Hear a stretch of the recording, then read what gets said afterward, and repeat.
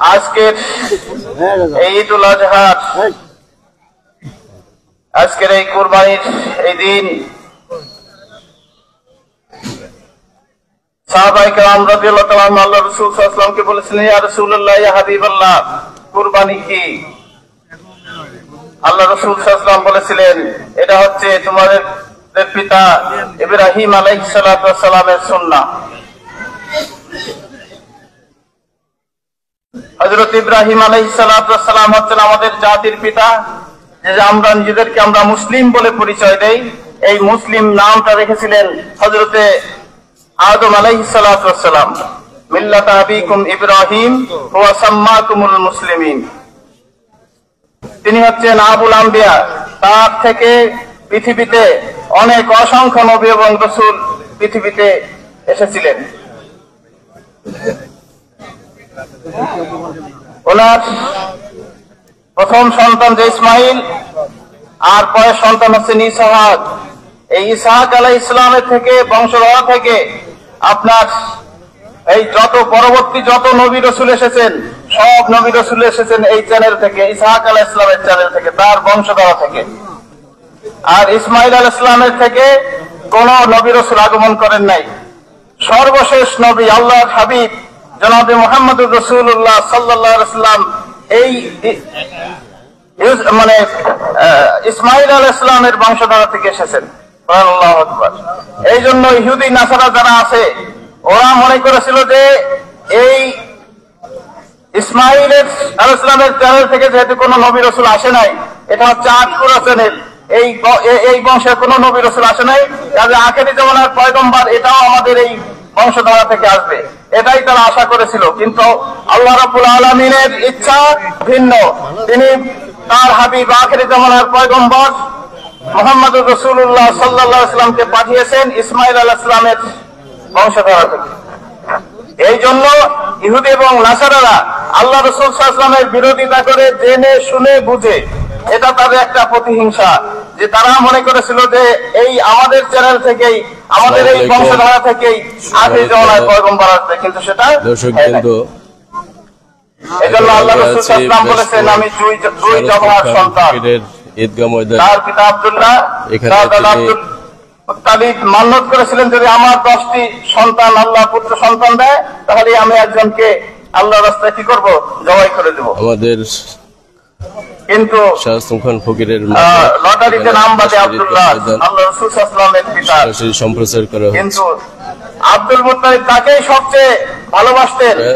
তখন তৎকালীন তাদের ধর্মযাজক যারা ছিল, তাদের কাছে পরামর্শ করলেন যে কি করে এটা অন্য কিছু দিয়ে এটার বিনিময় হয় কিনা। ওনারা পরামর্শ দিলেন যে এক পাশে উটের নাম লিখবেন, আর এক পাশে আব্দুল্লাহর নাম লিখবেন। যত সময় না পর্যন্ত আব্দুল্লাহর নাম ওঠে তত সময় ভাবে করতে হবে। 10 করে 100 উট যখন এসেছে, আব্দুল্লাহর নাম এসেছে, উট বাদ গেছে। এর আগে সব 12 উট আসে। এইভাবে তিনি রক্ষা পেয়েছিলেন। আর ইসমাইল আলাইহিস সালামকে আল্লাহর খলিলুল্লাহ তিনি এই জবাহ করেছিলেন মানে কি, বাস্তবে তো করেন নাই, কিন্তু আল্লাহ বলেন প্রত্যেকটা দুইয়া, তিনি জবাই করার জন্য দৃঢ় সিদ্ধান্ত নিয়ে প্রস্তুত হয়ে গেছেন। আল্লাহ রাব্বুল আলামিন তাকে রক্ষা করে তার পরিবর্তে দুম্বা জবাই করে ইসমাইল আলাইহিস সালামকে বাঁচিয়েছিলেন। এই জন্য উনি বলেছিলেন যে আমি দুই জবাহার সন্তান। এটা হচ্ছে এই কুরবানিটা হচ্ছে হযরত ইব্রাহিম আলাইহিস সালামের সুন্নাহ। এই সুন্নাহ বলছেন, এটা বলেন নাই যে কোন পশু কুরবানি দেওয়ার সন্তান। এই সুন্নাহ, এটা তার দ্বিতীয় আদর্শ। তিনি যে আল্লাহর কাছে, আল্লাহ ইব্রাহিম আলাইহিস সালামের সারাটি জীবন ছিল তার আল্লাহর রাহের কুরবানি ত্যাগ, এবং এই ত্যাগের একটা উজ্জ্বল এবং প্রজ্জ্বল ইতিহাস। আল্লাহ রাব্বুল আলামিন তার থেকে অনেক পরীক্ষা নিয়েছেন, এবং প্রত্যেকটা পরীক্ষায় তিনি ফার্স্ট হয়েছেন। তো এই যে আত্মসমর্পণ, আল্লাহ এটাই চান। আল্লাহ বলেন আসলিম, উনি বলেন আসলামতু লিরাব্বিল আলামিন, যে তুমি আত্মসমর্পণ করো। ইব্রাহিম আলাইহিস সালাম বলেন যে আমি বিশ্ব প্রতিপালকের কাছে আমি আত্মসমর্পণ করলাম। যখন যেই নির্দেশ এসেছে সেই নির্দেশ সেইভাবেই তিনি প্রতিপালন করেছেন। আমরা যদি এই যে ত্যাগ, এই কুরবানিটা হচ্ছে ত্যাগ, শুধু পশু কুরবানি না, এই স্যাক্রিফাইস, এই ত্যাগ যে কোনো প্রেক্ষাপটে আল্লাহর আইন এবং বিধান, রাসূলের সুন্নাহ আমল করতে যে যদি এই ত্যাগ আমরা স্বীকার করতে পারি, শুনি, তাহলে পৃথিবীর কোনো শক্তি নাই আমাদের উপরে আঙ্গুল তুলে তাকায়। কিন্তু আজ আমরা মনে করি যে এই পশু কোরবানি দেওয়াটাই একটাই, পশুটাই তো না, এই পশুর রক্ত মাংস এটা কোনোটাই আল্লাহর কাছে পৌঁছায় না। তিনি তাকওয়া, আল্লাহ তোমাদের ক্ষুধাভীতি, আল্লাহর ক্ষুধাভীতিটাই আমাদের কাছে পৌঁছায়। আর এই ক্ষুধাভীতি, এই আন্তরিকতা, এই নিষ্ঠা যার যতটা হবে আল্লাহর কাছে তার কোরবানি ততটাই গ্রহণযোগ্য হবে। এমনকি হাদিস শরীফে এসেছে, কোন পশু জবাই করার রক্তের ফোঁটা মাটিতে পড়ার পূর্বে আল্লাহ রাব্বুল আলামিনের কাছে তার ওই কোরবানি কবুল হয়ে যায়। বলেন না সুবহানাল্লাহ। কথা হয়েছে এই ইব্রাহিম আলাইহিস সালাম ছিলেন খলিলুল্লাহ, ওনার উপাধি ছিল খলিলুল্লাহ। খলিলুল্লাহ হচ্ছেন বন্ধু, যে বন্ধু আল্লাহর জন্য সব কিছু ত্যাগ করতে পারে। আর আমাদের হাবিবের উপাধি হচ্ছে হাবিবুল্লাহ, যার জন্য আল্লাহ রাব্বুল আলামিন স্বয়ং সব কিছু দিতে পারেন, তিনি হচ্ছেন হাবিবুল্লাহ। আর আল্লাহর জন্য যিনি সর্বস্ব ত্যাগ করতে পারেন তিনি হচ্ছেন খলিলুল্লাহ। তিনি তাওহীদের দাওয়াত দিতে গিয়ে তার জাতির সামনে নমরুদের কাছে তিনি যে কঠিন পরীক্ষায় সম্মুখীন হয়েছিলেন, তাকে সিদ্ধান্ত নিয়েছিল আগুনে ফেলার জন্য। কিন্তু হযরত ইব্রাহিম আলাইহিস সালাম তাতে মোটেও বিচলিত হন নাই। নমরুদের রোগ বিকুণ্ড দেখে ইব্রাহিম আলাইহিস সালাম ভয় পান নাই, তিনি আরো হাসতেছেন। আর নমরুদ বলে, দেখো, যার একটু পরে আগুনের ভিতরে পড়বে, পুড়ে চলে ভস্ম হয়ে যাবে, শেষ হয়ে যাবে, সে এখনো হাসে। হযরত ইব্রাহিম আলাইহিস সালাম বলেছিলেন, হে নমরুদ, তোমার আমার অন্তরটা, আমার হৃদয়টা আল্লাহর ভয়ে ভীত। এখানে তোমার ওই অগ্নিকুণ্ডের ভয় আমার অন্তরে স্থান করে নিতে পারে নাই, সেই জায়গা ইব্রাহিমের অন্তরে নাই। কাজেই তোমার ওই অগ্নিকুণ্ড দেখে ইব্রাহিম ভয় পায় না, ইব্রাহিমের অন্তরটা ভয় আল্লাহর ভয়ে ভীত। ফেরেশতারা এসেছিল এই থেকে সাহায্য করার জন্য, কিন্তু ইব্রাহিম আলাইহিস সালাম বলেছিলেন যে না, আমি অন্ধ খোদার গোলামি করে নাই, যে ইব্রাহিম আগুনে পড়ে যাচ্ছে আর আল্লাহ দেখতেছেন না, আল্লাহর যা করার তিনি তাই করবেন, তোমাদের কোনো সাহায্যের প্রয়োজন আমি মনে করি না, তোমাদের কাছে আমি কোনো সাহায্য চাই না। আল্লাহর প্রতি কতটা অগাধ দৃঢ় বিশ্বাস এবং আস্থা থাকলে এটা হয়। এই জন্যই আল্লাহ রাব্বুল আলামিন ঘোষণা করে দিলেন, কুলনা ইয়া নারু কুনি বারদান ওয়া সালামান আলা ইব্রাহিম। এই নমরুদের অগ্নিকুণ্ডকে আল্লাহ রাব্বুল আলামিন নির্দেশ দিলেন যে নবী ইব্রাহিমের জন্য তুমি না শীতোষ্ণ হয়ে যাও, না বেশি গরম না বেশি ঠান্ডা। বলেন না সুবহানাল্লাহ। অগ্নির আগুনের কোন ক্ষমতা আছে ইব্রাহিম আলাইহিস সালামকে পোড়ায় যদি না থাকে আল্লাহর হুকুম ছাড়া? কাজে আল্লাহর হুকুম হয়ে গেছে, ইব্রাহিম আলাইহিস সালামকে অগ্নিকুণ্ড আর চড়াতে পারে নাই। এজন্য কবি সম্রাট আল্লামা ইকবাল রহমাতুল্লাহ বলেছেন, আজ ভি হো জো ইব্রাহিম কা ঈমান পয়দা, আগার কিসতে হয় আমদা গুলিস্তান পয়দা। ইব্রাহিম আলাইহিস সালামের মতো ঈমান যদি কারো আজও সৃষ্টি হয়, তাহলে অগ্নিকুণ্ড ফুল বাগিচায় পরিণত হতে বাধ্য। সর্বশেষ বিভিন্ন পরীক্ষার একটি পরীক্ষা, তিনি তার সন্তানকে কুরবানি দেওয়ার মাধ্যমে, আল্লাহ বলেন, ফালাম্মা বালাগা মা'আফসায়া, যখন তার সন্তান তার সাথে চলাফেরার মতো বয়সে উপনীত হলো। বয়সটা নির্দিষ্ট করে বলা হয় নাই, মুফাসসিরিনগণ বিভিন্ন বয়সটা উল্লেখ করেছেন, কেউ বলেছেন 13, এই 12 এরকম হবে। অর্থাৎ যখন তার সাথে চলাফেরা করার বয়সে উপনীত হন, তখন তিনি আদেশ পেয়ে ইসমাঈল আলাইহিস সালামকে মাঝরাকে বললেন, তাকে সাজিয়ে দাও। আমি সাজিয়ে দিয়েছেন। মানে ইবলিস তাকে ধোঁকা দিয়েছে, হাজেরার কাছে পাত্তা পায় নাই। ইব্রাহিম মানে ইসমাঈল আলাইহিস সালামের কাছে যে ধোঁকা দিয়েছেন, পাত্তা পায় নাই। ইব্রাহিম আলাইহিস সালাম যখন বলছে কুরবানির মানে জবাই দেওয়ার আগে বলছে যে, ইয়া বুনাইয়া ইন্নী আরা ফিল মানামি আন্নী আযবাহুকা ফানজুর মাযা তারা, যে আমি স্বপ্নে দেখেছি আমি তোমাকে জবাই করতেছি আল্লাহর জন্য, এ বিষয়ে তোমার মত কি, তোমার মতামত কি, তোমার রায় কি? উনি বললেন, قال يا أبت افعل ما تؤمر ستجدني إن شاء الله من الصابرين, যে আল্লাহর পক্ষ থেকে যে আপনি যে আদেশ প্রাপ্ত হয়েছেন সেটা কার্যকর করেন, নিশ্চয় আমাকে ধৈর্যশীলদের মধ্যে পাবেন। ফালাম্মা আসলামা, এই ইব্রাহিম আলাইহিস সালাম এবং ইসমাঈল আলাইহিস সালাম দুইজনে কি করলেন? আল্লাহর কাছে আত্মসমর্পণ করলেন।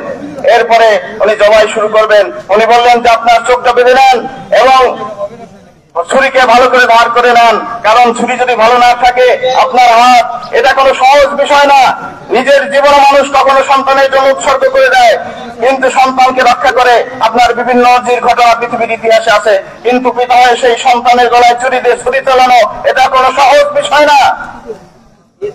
আপনার হাত কাঁপতে পারে, আপনার শক্তি হয়তো দুর্বলতা আসতে পারে, কাজে আপনি ছুরিকে ভালো করে দাঁত ফার করে নেন এবং আপনার চোখটা বেঁধে নেন যে আপনার আমার চেহারার দিকে আপনার নজর পড়লে যাতে আপনার ছুরি চালাতে কাজ সমাধান করতে আপনার সমস্যা না হয়।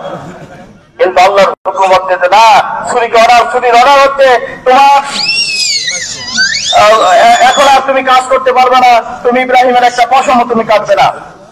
তারপরে আবার উনি পরীক্ষা করলেন, চোখে আবার রাগ হয়ে ছুরিকে ছুঁড়ে ফেললেন, ওই যে পাথরের পর পাথর দ্বিখণ্ডিত হয়ে গেল, কিন্তু ইসমাইল ইসলামের গলা কাটে না। তো আবার তিনি দিয়ে ইসমাইল ইসলাম বলেন যে আমাকে উপর করে শোনান, এরপর আপনার চোখ বাঁধে আপনি ভালো করে ধার, আপনি কি উল্টো ভাবে দেন না সদর ভাবে দেন, এটা পরীক্ষা করে ভালো করে আপনি এটা শুরু করেন। তখন শাশুড় সেইবার দেখে যে আল্লাহ আমার ইব্রাহিম সে তো জবাই করেই ছাড়বে, যে আমার স্বপ্নে তো বাস্তবায়ন করতে চাচ্ছে। তখন আল্লাহ রাব্বুল আলামিন জিবরিল আমিনকে বললেন জান্নাত থেকে একটি দুম্বা নিয়ে যাও এবং ইসমাইলকে সরায় আমার খলিলের ছুরি ধরে দুম্বাকে ধরো। আল্লাহ জিবরিল আমিন সেটাই করলেন এবং তখন ছুরি চললো, তখন ইসমাইলকে সরায়, তখন জিবরিল আমিন বলেন আল্লাহু আকবার আল্লাহু আকবার। চোখ খুলে যখন দেখলেন যে ইসমাইল পাশে আর দুম্বা জবাই হয়ে গেছে, আল্লাহ ইব্রাহিম আসলাম বলেন আল্লাহ লা ইলাহা ইল্লাল্লাহু আল্লাহু আকবার। ইসমাইল আসলাম বললেন আল্লাহু আকবার লিল্লাহিল হামদ। এই যে আমরা তাশরিক এই যে তাকবীরটা পড়ি, এটা হচ্ছে জিবরিল আমিন ইব্রাহিম আলাইহিস সালাম এবং ইসমাইল আলাইহিস সালামের সম্মিলিত একটা দোয়া। এটা গতকাল ফজর থেকে আপনার মঙ্গলবার আসর পর্যন্ত এই দোয়া প্রত্যেক নামাজের পরে, ফরজ নামাজের পরে একবার পড়া ওয়াজিব, আমরা এটা করবো। এই জন্য সর্বশেষ কথা হচ্ছে যে আমরা বনের পশু না, নিজের ভিতর যে পশুত্ব বৃত্তি আছে, এই কুরবানির সাথে সাথে আমার নিজের পশুত্বকে জবাই করে দিতে হবে। আমাদের ভিতরে হিউম্যানিটি, মানবতা বোধ, মানবতার গুণাবলী, নৈতিক গুণাবলী, চরিত্রকে আমাদেরকে উন্নত করতে হবে এবং আল্লাহর আইন এবং রাসূলের আল্লাহর আইনের কাছে আমাদের সর্বসময় বিনা যুক্তিতে, বিনা তর্কে, বিনা যুক্তিতে আপনার মেনে নিতে হবে। ইমানদার তো এই যে সামি'না ওয়া আতা'না, শুনলাম এবং মানলাম, এটা হচ্ছে ইমানদার। আল্লাহ যা আদেশ করেছেন সেটা সেইভাবে আমাদের করতে হবে, আল্লাহ রাসূলের সুন্নাহ আমাদেরকে অনুসরণ করতে হবে। আল্লাহ আমাদের সকলকে তৌফিক দান করে। আমা তৌফিকি ইল্লা বিল্লাহ। হ্যাঁ, 8টাই বেজে গেছে। আমাদের প্রাক্তন শাসনশ্রী জনাব সিরাজুল হক খান আপনাদের সবাইকে ঈদের শুভেচ্ছা এবং সালাম জানিয়েছেন এবং আমাদের বিএনপির যিনি নেতা সেলিমুজ্জামান সেলিম মুন্না, উনি আপনাদেরকে সালাম জানিয়েছেন, নিবেদন মোবারক জানিয়েছেন এবং আমাদের সিরাজুল হক লস্কর উনি আপনাদের কাছে দোয়া চেয়েছেন, উনি আসতে পারেন। এই যে সবার জন্য আমরা দোয়া করবো, তারপরে কি আছে। আচ্ছা, এখনই নামাজ শুরু হচ্ছে, আমরা কাতার সোজা করে দাঁড়িয়ে যাই।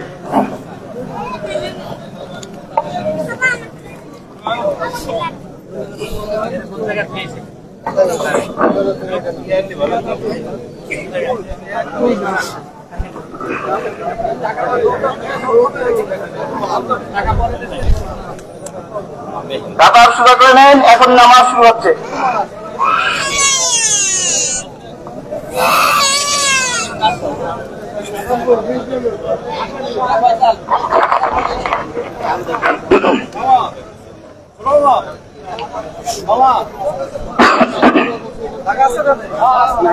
আল্লাহু আকবার।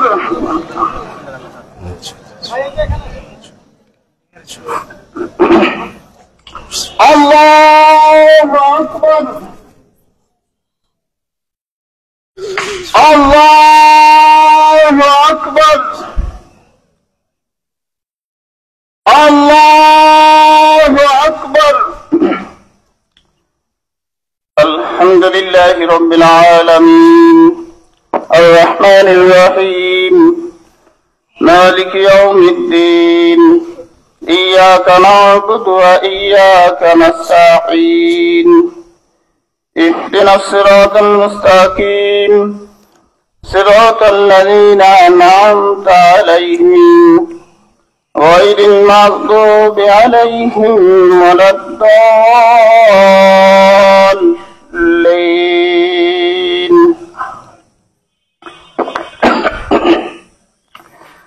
يا أيها الذين آمنوا اركعوا فاسجدوا واعبدوا ربكم وافعلوا الخير لعلكم تفلحون وجاهدوا في الله حق جهاده هو اجتباكم وما جعل عليكم في الدين من حرج ملة أبيكم إبراهيم هو سماكم المسلمين من قبل وفي هذا ليكون الرسول شهيدا عليكم وتكونوا شهداء على الناس فأقيموا الصلاة وآتوا الزكاة واعتصموا بالله هو مولاكم فنعم المولى ونعم النصير الله أكبر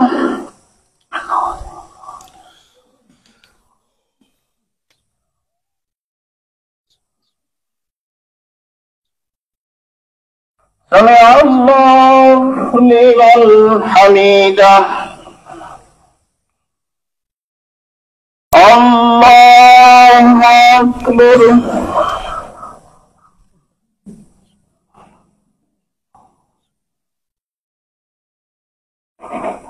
الله أكبر الله أكبر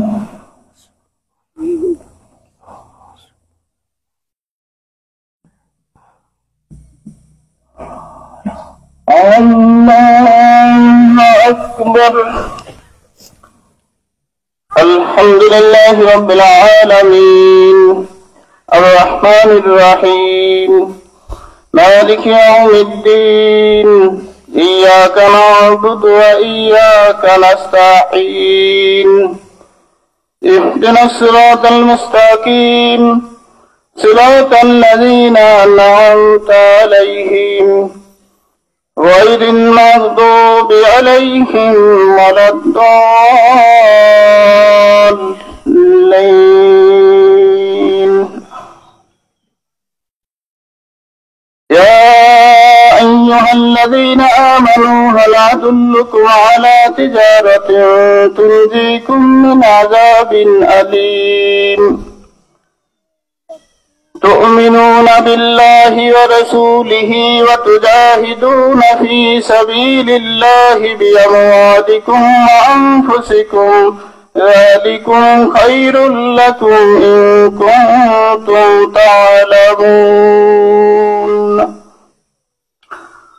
الله أكبر الله أكبر الله أكبر الله أكبر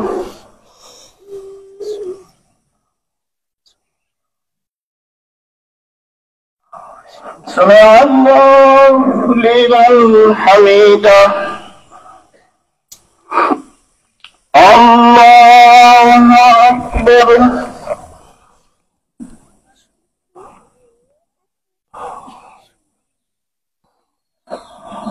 الله أكبر الله أكبر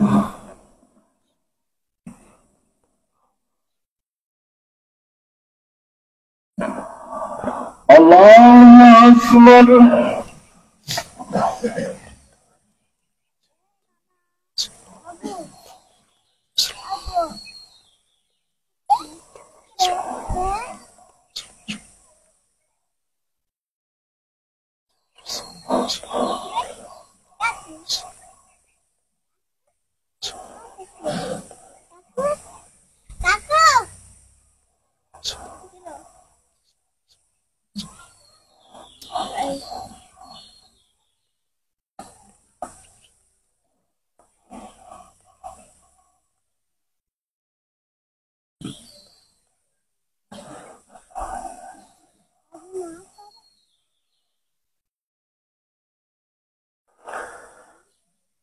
السلام عليكم ورحمة الله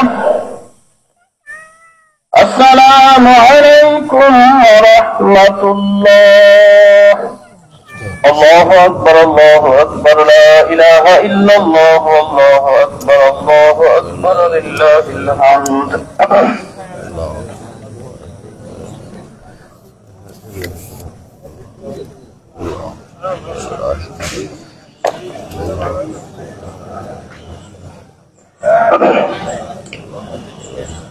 الله أكبر الله أكبر لا إله إلا الله والله أكبر الله أكبر لله الحمد.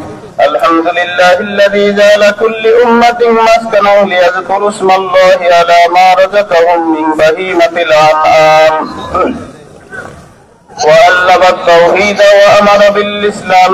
الله أكبر لا إله إلا الله والله أكبر لله الحمد.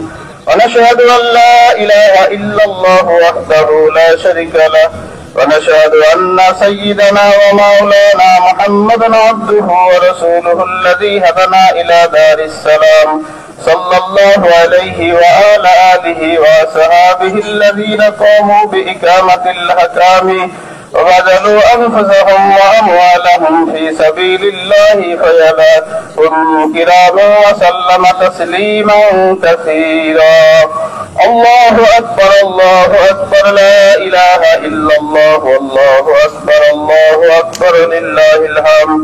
أما بعد فاعلموا أن يومكم هذا يوم عيد شرع لكم فيه مع أعمال أخرى قد سبقت في الخطبة قبل هذا العشر ذبح الأضحيات بإخلاص وصدق النية وبين نبيه وصفيه صلى الله عليه وسلم ووجوبها وفضائلها ودون علماء أمته من سنانه في كتب الفقه مسائلها.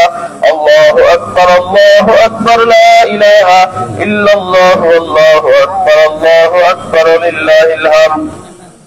فقد قال عليه الصلاة والسلام ما عمل ابن آدم من عمل يوم النهر أحب إلى الله من إهراق الدم وإنه لا يأتي يوم القيامة بقرونها وأشعارها وأزلافها وإن الدم لا يقع من الله بمكان قبل أن يقع في الأرض فتيبوا بها نفسا. الله أكبر لا إله إلا الله والله أكبر لله الحمد.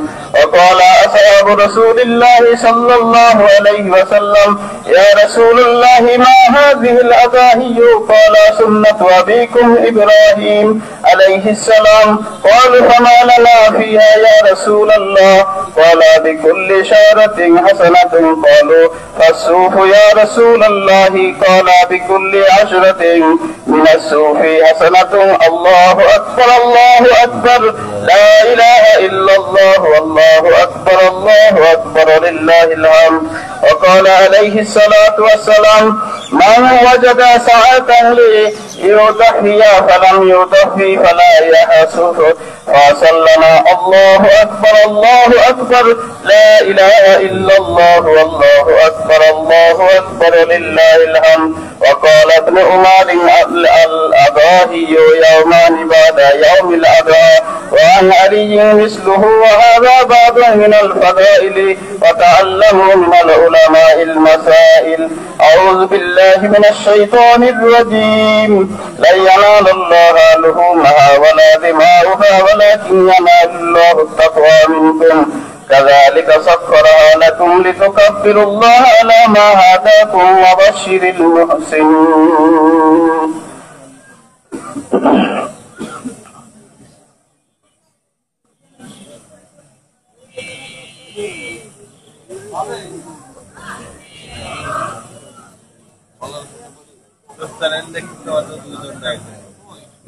নামাজ পড়ার সময় কয়জন দেখি? এটা তো বিয়ে পরে, এটা তো নাম কি? আনিস খান পিকুল। ফলোয়ার্স কত? এটা 6300।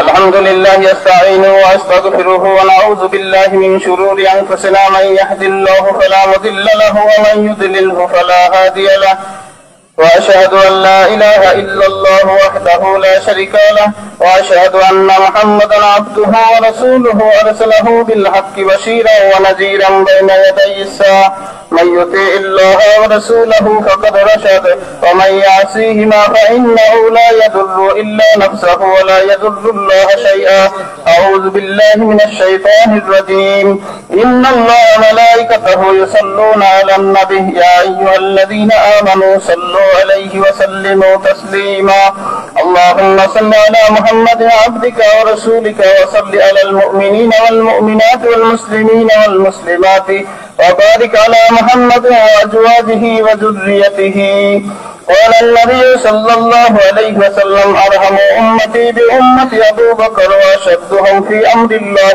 عمر وأصدقهم حياء عثمان وأخذهم علي وفاطمة سيدة نساء أهل الجنة والحسن والحسين سيد شباب أهل الجنة وحمزة وسعد الله وسعد رسوله اللهم اغفر للعباس وولده مغفرة ظاهرة وباطنة ولا تغادر ذنبا الله في أصحابي لا تتخذوهم غرضا من بعدي فمن أحبهم فبحب حبهم ومن أبغضهم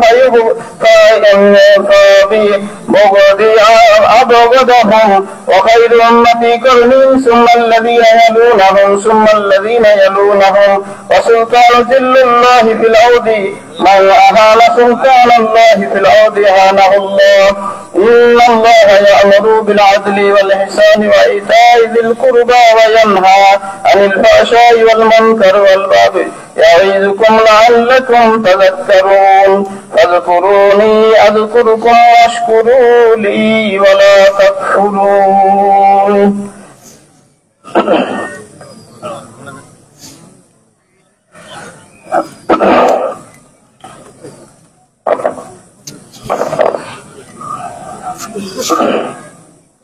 الحمد لله رب العالمين ربنا ظلمنا أنفسنا وإن لم تغفر لنا وترحمنا لنكونن من الخاسرين يا رب العالمين হে মহিয়ান গরিয়ান সর্বশক্তিমান মেহেরবান দয়ালু দাতা মাবুদ আমরা কত গুনাহগার পাপী বিনালয় খাচ্ছা আল্লাহ আজকে ঈদুল আজহার ওয়াজিবের নামাজ আদায় করে তোমার মহান শাহী দরবারে আমরা দুটো ভিক্ষার হাত পেতে দিয়েছি আল্লাহ দয়া করে মেহেরবানি করে আমাদের ঈদের নামাজকে তুমি কবুল করে নাও আল্লাহ আমাদের জীবনের সমস্ত গুনাহ খাতাগুলোকে তুমি মাফ করে দাও আল্লাহ আমাদের আব্বা আম্মা দাদা দাদি নানা নানি শ্বশুর শাশুড়ি ভাই ব্রাদার আত্মীয় স্বজন মুসলমান উস্তাদ আল্লাহ প্রত্যেককে মাফ করে দাও আল্লাহ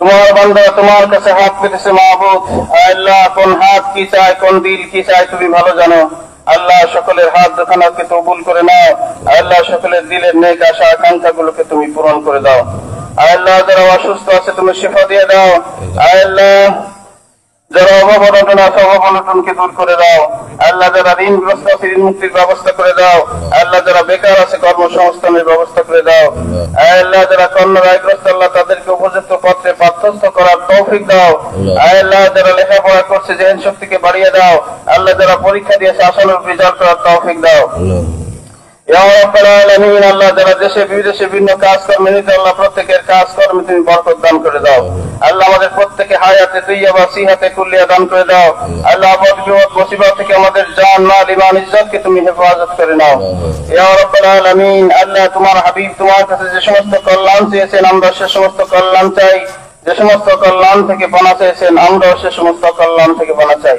ইয়া রাব্বাল আলামিন আল্লাহ আমাদের দোয়া দরখাস্তগুলোকে কবুল করে নাও আল্লাহ আমাদের সকলকে তোমার রহমতের দ্বারা আমল করে নাও আল্লাহ দুনিয়ার এই সামান্য গরম আমরা সহ্য করতে পারি না অতিষ্ঠ হয়ে যায় আল্লাহ কাল কিয়ামতের সেই কঠিন দিবসে আল্লাহ সূর্য যখন খুব নিকটবর্তী হয়ে যাবে আর সূর্যের তাপে মানুষের মস্তিষ্ক টকবক করে ফুটতে থাকবে কানের ছিদ্র দিয়ে নাকের ছিদ্র দিয়ে বেয়ে বেয়ে পড়বে ঘামে কারো হাঁটুপানি কারো ক্লান্ত কারো চল পর্যন্ত হয়ে যাবে হায় আল্লাহ হাদিস শরীফে দেখেছি যে এই দিন তোমার আরশের ছায়া ব্যতীত আর কোনো ছায়া থাকবে না তোমার হাবিবের হাতের হাউজে কাউসারের পানি ছাড়া আর কোনো পানি পাওয়া যাবে না আল্লাহ ফরিয়াদ তোমার দরবারে, দরখাস্ত তোমার দরবারে মাহবুব। আল্লাহ সেদিনকে আমাদের তোমার আরশে আজিমের ছায়ার নিচে জায়গা করে দিও। আল্লাহ সেদিন তোমার হাবিবের খাঁটি উম্মত করে উঠায় আল্লাহ তার হাতের হাউজে কাউসার এবং তার সুপারিশ আমাদের নসিব করে দিও ইয়া রাব্বাল আলামিন। আল্লাহ এই মুহূর্তে আমাদের আবার মনে পড়ে যে আমাদের পিতা মাতার কথা। আল্লাহ যেই পিতা আমাদের সুখ শান্তির জন্য মাথার ঘাম পায়ে ফেলেছেন, আল্লাহ যে অভিমা আমাদের কষ্টের সাথে 10 মাস গর্ভে ধারণ করেছেন, কষ্টের সাথে ডেলিভারি করেছেন, 2 বছর দুধ পান করিয়েছেন, পায়খানা পেশাব করে যখন ভিজিয়ে দিয়েছিস আল্লাহ পরিবর্তন করে দিয়ে সর্বসাথে কোন শুকনো জায়গা না থাকলে বুকের উপরে তুলে ধরেছেন, ভালো খাবার গুলো না খেয়ে আমাদের মুখে তুলে দিয়েছেন, নিজেরা পুরাতন পোশাক পরে আমাদের নতুন পোশাকের ব্যবস্থা করেছেন। হ্যাঁ আল্লাহ, যাদের রেখে যাওয়া ঘর বাড়িতে বসবাস করি তাদের লাগানো গাছের ফল খায়। আল্লাহ কবরে কি অবস্থা আছে জানি না মাহবুব।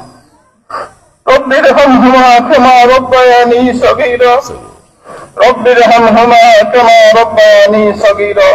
আল্লাহ তোমার শেখানো দোয়া দিয়ে তোমার কাছে ফরিয়াদ জানাই মাহবুব। আল্লাহ তারা যেমন আমাদের ছোটবেলা আদর যত্ন স্নেহ মমতা ভালোবাসা দিয়ে প্রতিপালন করেছে, আল্লাহ তুমি তাদেরকে তোমার রহমতের কোলে তুলে নাও। আল্লাহ তুমি তাদেরকে তোমার রহমতের কোলে তুলে নাও। আল্লাহ আমাদের সন্তানাদিদেরকে তুমি আদর্শ মানুষ বানায় দাও। আল্লাহ আমাদের মৃত্যুর পরে আল্লাহ তোমার মানুষ হিসেবে কবুল করে দাও ইয়া রাব্বাল আলামিন। আল্লাহ আমরা যা বলতে পারলাম আর বলতে পারলাম না সবই তুমি জানো আর বোঝো। আল্লাহ আমাদের সকলের সকল দোয়া দরখাস্ত গুলোকে তুমি কবুল ও মঞ্জুর করে নাও।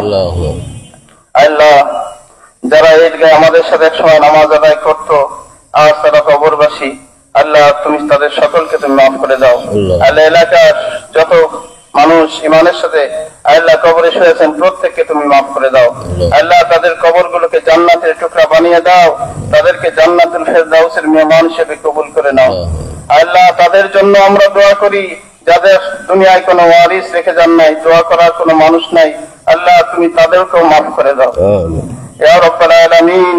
আল্লাহ তুমি আমাদের দোয়া দরখাস্ত গুলোকে তোমার শাহী দরবারে কবুল ও মঞ্জুর করে নাও। আল্লাহ আখিরি ফরিয়াদ তোমার দরবারে মাহবুব। আল্লাহ আমরা এই পৃথিবীতে কেউ চিরদিন বেঁচে থাকবো না, আল্লাহ কখন তোমার ডাক এসে যাবে জানি না। আল্লাহ যখনই তোমার ডাক এসে যাবে আল্লাহ আমরা যেখানে যে অবস্থায় থাকি আল্লাহ আমাদেরকে ঈমানের সাথে সাড়া দেওয়ার তৌফিক দিয়ে দিও। আল্লাহ আমাদের প্রত্যেকের নাপাক জীবনে তোমার এই পাক কালেমা খানি জারি করে দিও, লা ইলাহা ইল্লাল্লাহু মুহাম্মাদুর রাসূলুল্লাহ।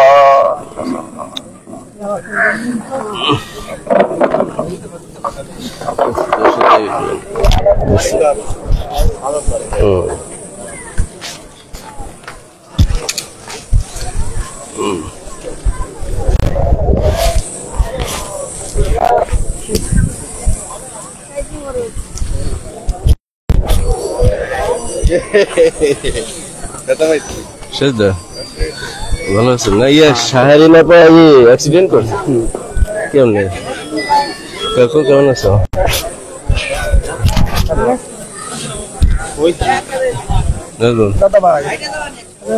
দাদা ভাই